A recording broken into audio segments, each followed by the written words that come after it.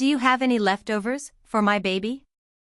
That was all she asked, shivering outside a five-star restaurant, her baby wrapped in a thin blanket, eyes hollow from hunger. But what happened next? No one expected it. A billionaire, sitting inside, overheard her.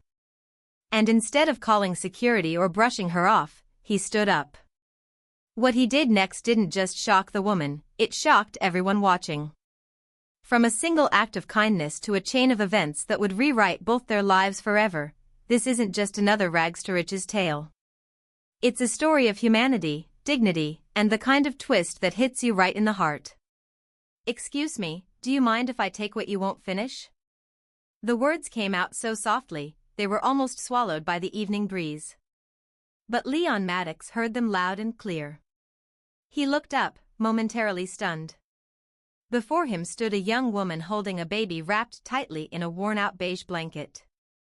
Her face was pale, her lips dry, but her eyes held something fierce beneath the exhaustion, like she was one breath away from breaking, but refusing to do it in front of her child. Leon blinked. He was seated outside an upscale bistro on Madison Avenue, halfway through a conversation with himself, more accurately, halfway through deciding whether to fire his marketing director or take a vacation. His untouched steak sat on the table, bleeding into the plate. "Are you asking for my leftovers?" he asked, his voice not judgmental, just stunned. The woman nodded hesitantly. "Yes. I'm sorry. I wouldn't normally. But we haven't eaten since yesterday afternoon." Leon looked around. The sidewalk was quiet, except for a waiter who had stopped mid-step, watching. "You don't want money?" Leon asked, narrowing his eyes slightly. "No," she said, firmly this time. "I just want food. Real food. Not a handout. Not pity. Just food." There was a beat of silence. Then Leon gestured to the chair across from him. "Sit down. You're not going to stand there and eat scraps off someone's plate." The woman hesitated, looking down at her son, sleeping, peaceful, unaware of the weight his mother carried. "Please. Sit," Leon added. She finally lowered herself into the chair with great care, holding her baby close. She looked out of place, her coat was too thin, her shoes worn, her posture straight but defensive, like she was expecting to be told to leave at any second. "I'm Leon," he said simply. "I'm Mariah," she replied, glancing at him with guarded eyes. "This is Elijah." Leon raised a hand to the waiter. "Can we get a hot meal for the lady? And bring out another place setting." "No, please," Mariah interjected quickly. "I didn't mean to bother you. Just the leftovers are fine." Leon shook his head. "You didn't bother me. I invited you to sit, didn't I?" Mariah lowered her eyes, and for the first time in what felt like weeks, she didn't have to defend her dignity. They sat in silence as the waiter brought out warm bread and soup, followed by pasta and a glass of juice. Mariah thanked him 3 times. She fed herself slowly, savoring each bite. Not ravenously, but with quiet control. She tore off small pieces of bread and dipped them into the soup, all while keeping her hand protectively around Elijah. Leon watched her. Every movement spoke volumes. She wasn't just hungry. She was used to hiding her hunger. "I used to work in retail," she said suddenly. "Before they shut down. No severance. No backup plan. The baby's father left before Elijah was born. Rent ate up my savings. Now I bounce between shelters and couches, hoping I don't run out of favors." Leon didn't speak. He just listened. "I'm not lazy," she added firmly. "I applied to over 50 jobs. I even got 3 interviews. But once they see I have a baby, the door closes." The sincerity in her voice cut deeper than any pitch Leon had heard in a boardroom. "I believe you," he said quietly. She looked up, surprised. "Most people don't. They just look past me." "Well," he said, pushing his untouched dessert across the table toward her. Maybe most people are idiots. A small laugh escaped her lips. The first in days. As the city lights flickered behind them, a billionaire and a struggling mother sat at a table meant for neither of them, and yet, in that moment, belonged to both. Mariah wiped the corners of her son's mouth as he stirred lightly in her arms. The baby had fallen back asleep after a few sips from the bottle Leon had quietly asked the waiter to warm. She looked up, her eyes glistening from the comfort of a hot meal, but still cautious, unsure of what came next.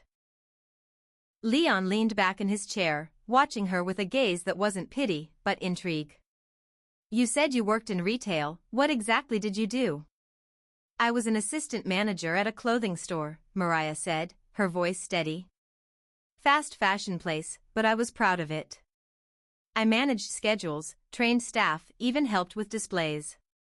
It wasn't glamorous, but it paid the bills until it didn't." He nodded thoughtfully. "You were running operations, logistics, training. Sounds a lot like managing a business to me." Mariah let out a soft, almost ironic laugh. "Well, no one ever told me it mattered. I've been turned away from receptionist jobs for being overqualified and janitor jobs for being a single mom liability. I can't win." Leon swirled the wine in his glass slowly, setting it down untouched. "I know what it's like to have the world expect you to fail. I grew up in foster care. Got kicked out of 2 high schools. But someone gave me a chance. Just one. And I built from there." Mariah raised her eyebrows. "You? In foster care?" He smiled, a little sad. "Yeah. People assume suits mean you were born with silver spoons. Truth is, I had more plastic spoons than I could count." There was a pause. Then, Leon leaned forward. "What if I offered you something better than leftovers?" Mariah blinked. "What do you mean?" "An opportunity," he said. "I own a small but growing chain of boutique cafes. I need someone sharp, reliable, and hungry, not just for food, but for more in life. Someone who knows how to manage people, handle pressure. Someone like you." Mariah stared at him, unsure if she'd misheard. "You want me to work for you?" Leon nodded. "It won't be charity. I'll train you. You'll start at the front, maybe part-time to fit around Elijah's needs. But if you prove yourself, I'll move you up. Fast." Tears threatened to fill her eyes again, but she blinked them back. "Why are you doing this?" "Because someone once did it for me," Leon said. "And because I see something in you most people are too blind to notice." Mariah hesitated. Her instincts, sharpened by rejection and survival, screamed this couldn't be real. But her heart, exhausted and hopeful, whispered maybe, just maybe, this was the miracle she never dared ask for. "What if I mess it up?" she asked, barely above a whisper. "Then we figure it out together," Leon said. "But I don't think you will." A silence fell between them again, this time not awkward, but full. Full of unspoken understanding. Full of hope. The waiter returned with the bill, but Leon waved it away. "Already taken care of." Mariah stood slowly, adjusting Elijah against her chest. "I don't know what to say." "Say yes," Leon replied. "And show up tomorrow. Café Maddox on 38th. Ask for me." She nodded slowly, her voice trembling. "Okay. I will." As she turned to walk away, she paused and looked back. "Thank you, Leon. Not just for the food. For seeing me." He smiled. "You were never invisible, Mariah. The world just wasn't paying attention." And with that, the night air carried her away, but this time, not empty-handed. This time, she carried something more than a baby in sorrow. She carried a chance. The next morning, Mariah stood outside Café Maddox on 38th Street, staring at the glass door like it was the gate to another world. Elijah, strapped to her chest in a second-hand baby carrier, looked up and babbled something unintelligible, like he was giving her permission. She stepped in. The inside was warm, smelling of roasted coffee beans and cinnamon. A soft jazz tune floated from the speakers. Baristas in crisp aprons moved like clockwork behind the counter. She approached the register nervously. I'm here to see Mr. Maddox, she said, her voice timid but clear. Before the young man behind the counter could reply, Leon appeared from the hallway in the back, sleeves rolled up, holding a clipboard. Mariah. He smiled, walking up to her with a calm confidence. You showed up. That's already step one. Most people fail. I told you I would, she said, adjusting Elijah. Leon looked down at the baby and gave him a playful wave. And you brought the boss with you, huh? Elijah giggled. I wasn't sure what to wear, Mariah admitted, glancing down at her modest blouse and second-hand flats. You're perfect. This isn't about fashion. It's about fire, Leon said. Come on, I'll show you around. He gave her a brief tour, the kitchen, the stockroom, the break area. Then he introduced her to a few employees, including a mother of twins who worked mornings and an elderly man who handled early prep shifts. These aren't just workers, he explained.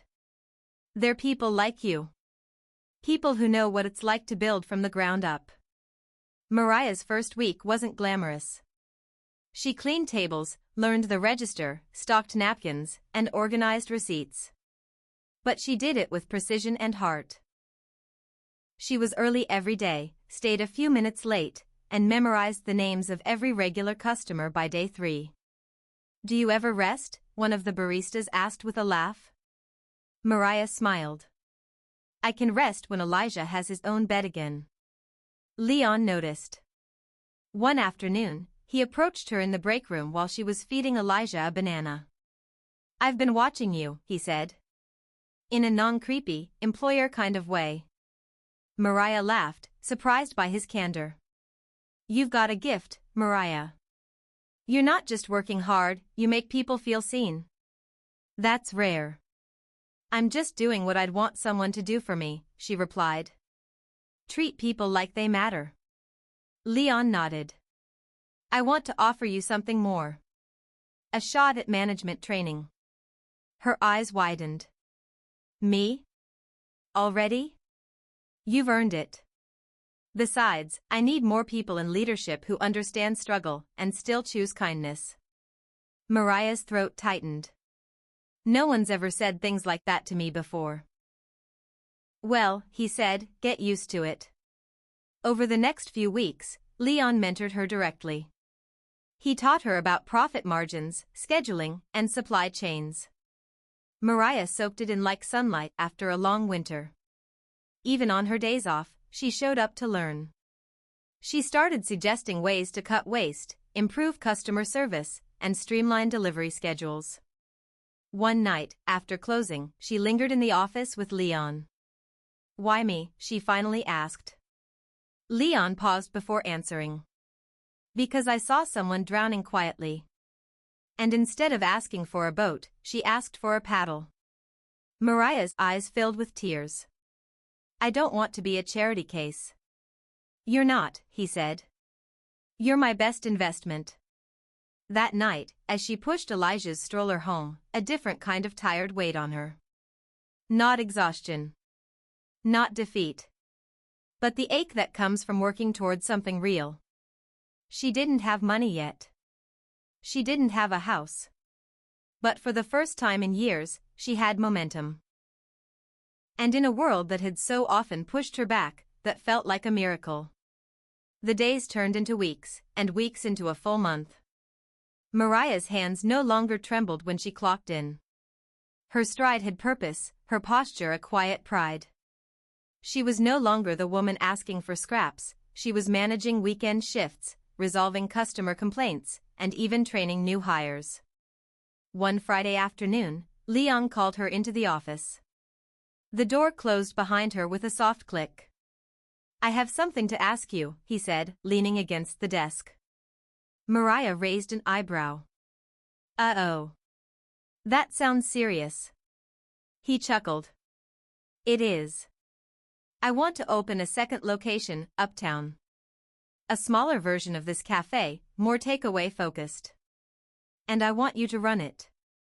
Mariah blinked. Me? Yes. As store manager. But, I mean, I've only been here a month. You've done in 1 month what some people don't manage in 6. You've built trust. You've led without ordering. You've turned regular customers into loyal ones. That's what leadership looks like. Mariah sat down, overwhelmed. I'm scared. Leon nodded. Good. That means you're not arrogant. But don't confuse fear with being unready. You're more ready than you think. She looked down at her hands, still calloused from hard days, but steady. Strong. I don't even have childcare yet, she whispered. Funny you say that, Leon replied. I've been working with a partner nonprofit to set up a childcare stipend for single parents on my staff. It kicks off next month. Mariah stared at him, speechless. You're not the only one trying to rise. I just figured, it's about time someone made rising possible. The next few weeks were a blur of training, paperwork, planning menus, and learning every inch of the new cafe space. Leon was right beside her through it all, guiding but never hovering. One evening, they stood in the empty new shop, paint still drying on the walls. The coming soon. Cafe Maddox Uptown sign glowed in the window. Mariah looked around, then looked at him. I feel like I'm dreaming, she said softly. Leon crossed his arms and smiled. You're not. But if you were, you earned this dream. Just then, Elijah toddled into the room, now walking with tiny, wobbly steps, grinning wide as he made a beeline for his mom. Leon laughed. Looks like the real boss has arrived. Mariah scooped her son up and held him close. You know, she said, brushing his curly hair back, when I asked for leftovers that night. I thought I was at my lowest. I thought I was begging. You weren't begging, Leon said. You were surviving. And now you're building. They stood there in the soft glow of their new beginning. For a moment, the silence wasn't heavy with struggle, it was filled with peace. Then Leon looked over at her and said something she'd never forget. I didn't save you, Mariah. You saved yourself. I just gave you a plate. You built the table. Tears filled her eyes. In her heart, she still remembered the cold sidewalk, the embarrassment, the desperation. But now she had dignity again. Not just in how others saw her, but in how she saw herself. And Elijah? He didn't just have a full stomach anymore. He had a future. 6 months later, Cafe Maddox Uptown was buzzing. The soft hum of espresso machines, the warm scent of cinnamon muffins, and the laughter of customers filled the once empty space. Behind the counter, Mariah moved like she belonged, because now she did. Her name was on the employee board. Her photo was in the training manual. And her leadership was everywhere, in the way her team respected her, in the handwritten thank you notes from customers on the bulletin board, and in the calm, confident way she solved problems before they even happened. She had turned that cafe into something more than a coffee shop. It was a symbol. And people noticed. One rainy afternoon, a sharply dressed woman walked in.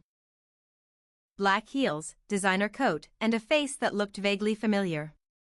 She ordered a latte, watched the staff move, then stepped aside. Excuse me, she asked one of the baristas. Is the manager around?